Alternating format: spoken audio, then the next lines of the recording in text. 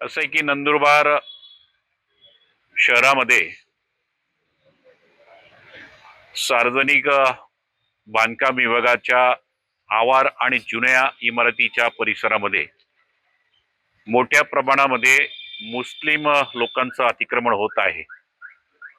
त्या ठिकाणी एक थडगं उभारण्यात आलेलं आहे आणि काल परत्वे या थडग्याचं रूपांतर आता मशिदीमध्ये करण्याचा त्यांचा नापाक इरादा या ठिकाणी आहे आणि म्हणून या संदर्भातलं एक निवेदन दुसरं नंदुरबार शहरामध्ये उघड्यावर मोठ्या प्रमाणामध्ये मांस विक्री होत आहे।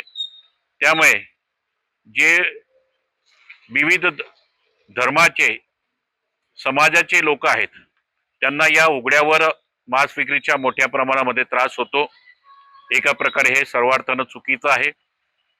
तिसरा मुद्दा आहे की नंदुरबार शहरातलं मच्छी मार्केट जे आहे या मच्छी मार्केटमध्ये देखील मोठ्या प्रमाणामध्ये उघड्यावर त्या ठिकाणी मांस विक्री होते, माशांची विक्री होते आणि जो काही मायवाडा परिसर आहे तिकडचे नागरिक नंदुरबार शहरात विविध शासकीय कार्यालयामध्ये येतात जातात त्यांना देखील या उघड्यावर मच्छी असेल किंवा मांस विक्रीचा मोठ्या प्रमाणात त्रास होतो।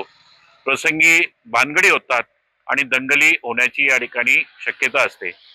मी मगाशी उल्लेख केल्याप्रमाणे नंदुरबार शहरातल्या सार्वजनिक बांधकाम विभागाच्या बिल्डिंगमध्ये जुन्या बिल्डिंगमध्ये जी मच्छी मार्केट लगत आहे त्या ठिकाणी एक थडगा उभारून त्या ठिकाणी मोठ्या प्रमाणामध्ये मशीद निर्माण करण्याचं काम त्या ठिकाणी सुरू झालेलं आहे आणि भविष्यामध्ये ही मशीद उभी राहिली तर बहुल बाजूला शेजारी असलेला आजूबाजू असलेला जो काही हिंदू वस्ती आहे त्याला देखील याच्या ठिकाणी मोठ्या प्रमाणात त्रास होईल आणि धार्मिक तेढ निर्माण होईल आणि भविष्यामध्ये मोठी दंगल या ठिकाणी होऊ शकते।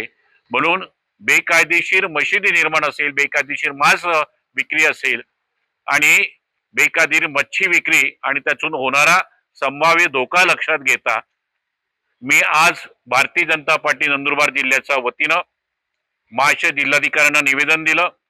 माननीय जिल्हाधिकारी महोदया मिताली ताई शेट्टी यांनी आमचं निवेदन स्वीकारलं आणि आम्हाला आश्वासित केलेलं आहे की या संदर्भात निश्चित आम्ही कठोर कारवाई करू।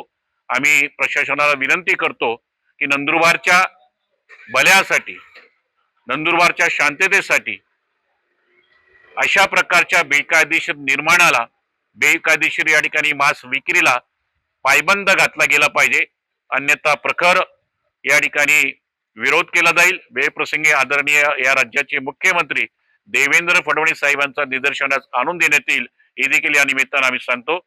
धन्यवाद।